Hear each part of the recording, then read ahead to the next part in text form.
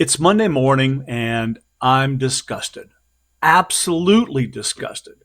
Not just at one judge, not one city, not one case, but at a system, a so called justice system that lets violent criminals back on our streets again and again and again.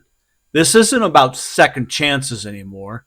These people are getting fourth, fifth, 14th chances. And what's the result? Hundreds of innocent lives lost, families destroyed, citizens terrified to ride a subway or walk to work because our courts are more afraid of looking unfair than they are of releasing murderers into the public.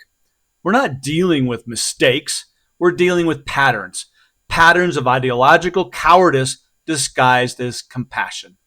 And while they keep handing out get out of jail free cards, the bodies keep piling up. Well, let's get into it.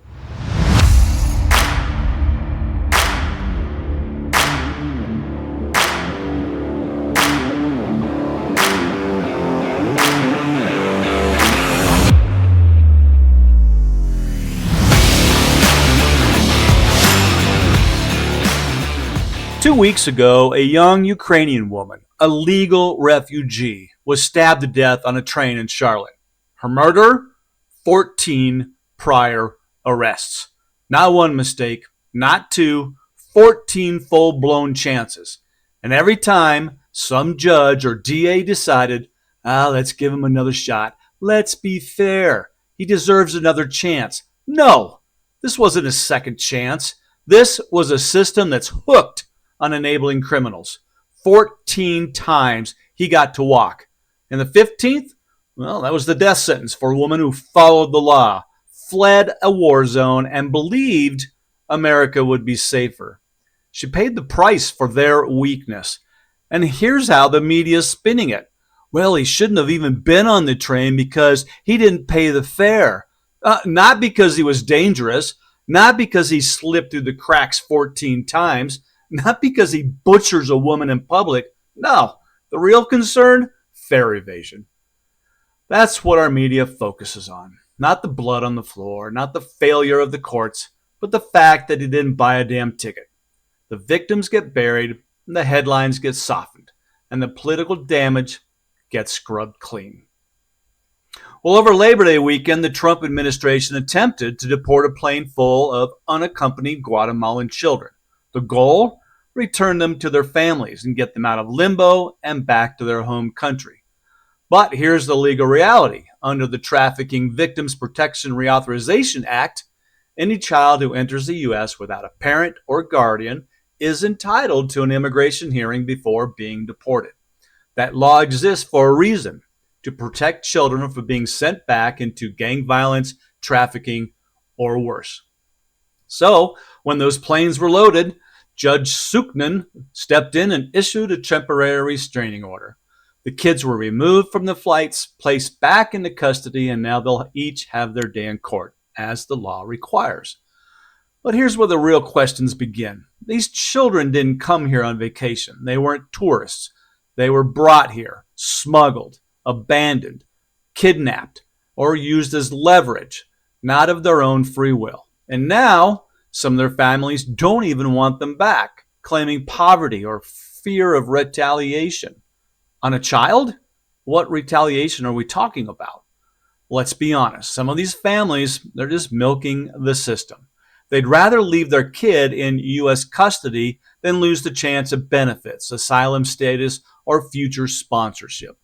But let's also say this. As flawed as our system is, as overwhelmed as our shelters and agencies are, nothing replaces being raised in a home with family and with love. These kids may be safer here on paper, but they are also being raised by caseworkers, bounced between shelters and treated like numbers in a file folder. They, in my opinion, will be scarred for life, emotionally, psychologically, spiritually. We may give them a roof, but we're not giving them any healing, and no judge can fix that. And let's kill the myth. Trump didn't break the immigration system. He had it under control. Wasn't perfect, but it worked. And then Biden walked in and blew it to pieces. Over 7 million border encounters, cities overwhelmed, cartels thriving, kids used as tickets to entry. And through it all, the Biden administration keeps calling it humane. For who? Not the kids, not the citizens, not the cops, not the system. This is a collapse dressed up as empathy, and they expect us to clap. Well, here's a story that we didn't hear much about. U.S. Navy launched a precision airstrike on a cartel-run vessel in the Caribbean. Now, as someone who's worn the uniform, I can't imagine the electric tension aboard that naval vessel as they guided that drone toward the target. And so here's what we know now. On September 2nd, U.S. Navy forces executed a precision airstrike in southern Caribbean. A target, 12-meter go-fast speedboat packed with narcotics, allegedly operated by Venezuelan Tren gang. Reports say the boat departed from San Juan de Unare on Venezuela's Sucre coast, heading toward Trinidad or similar destinations, heavily armed with 4 200-horsepower engines designed for speed and evasion. According to sources, the U.S. issued warnings in English, Spanish, and Portuguese before striking, so these signals were ignored. The strike was lethal. 11 suspected cartel operatives were killed. A drone or military helicopter delivered the blow. President Trump called it a blow against narco-terrorists, assured more strikes would follow. So yeah, this was surgical. It wasn't some random maritime accident. It was a well-targeted, intelligence-driven mission against a cartel vessel that posed a real danger to American streets. And you know what? Again, the media mostly shrugged. No rush to the tickers, just silence. But let me tell you this, as a Navy man, knowing your brother set out and delivered a strike that worked, knowing 11 drug traffickers won't ever impact American streets again, should be a headline, not a footnote.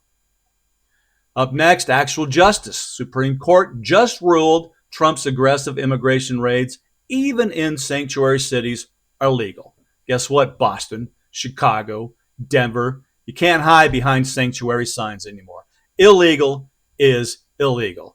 These raids weren't about families. They were about repeat offenders, fugitives, and gang members. And now, fair game. Law and order wins. And the punchline to all this, remember that shiny new Hyundai battery plant in Georgia? The one Biden bragged about, promising good-paying American jobs, a cornerstone of his Build Back Better plan? Yeah, that one. Well, guess what? Over 450 illegal immigrants were just found working there, right under his nose, hired through shady subcontractors, no documentation, no accountability. This wasn't just a little oversight. This was our president of the United States lying to the American people, selling us on prosperity while looking the other way as foreign labor took over the very jobs he promised to us. Now that Trump is back, ICE has cleaned house.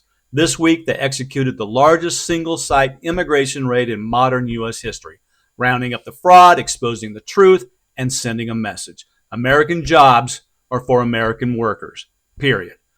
That's the difference between slogans and results. Biden talked, Trump's ICE just took out the trash. And it makes me wonder, maybe the big guy was maybe getting a 10% kickback on that labor too. All right, let's recap what the hell we just witnessed. Violent criminals with 14 chances, free to kill while the media blames the train fare. Children smuggled in this country, now trapped in a legal system that protects them on paper, but in my opinion scars them for life. Biden lied to American jobs. ICE just uncovered 450 illegal workers. Meanwhile, Trump's ICE is cleaning house. Navy's striking cartels, and the Supreme Court is restoring the rule of law. The media is silent, the left is offended, and the average American is being told to shut up and smile. Well, I'm not smiling, and you shouldn't be either. This isn't compassion. This isn't equity. It's a damn betrayal. We don't need any more slogans. We need accountability. And if our so-called leaders won't deliver it, we the people will. If you had enough of the lies and excuses, the dead silence when it's our people bleeding, say something. Drop a comment, send it to a friend, call it out loud. Because if you're still quiet now, you're part of the problem. This is our Monday wrap. Stay loud, stay sharp, and stay curious.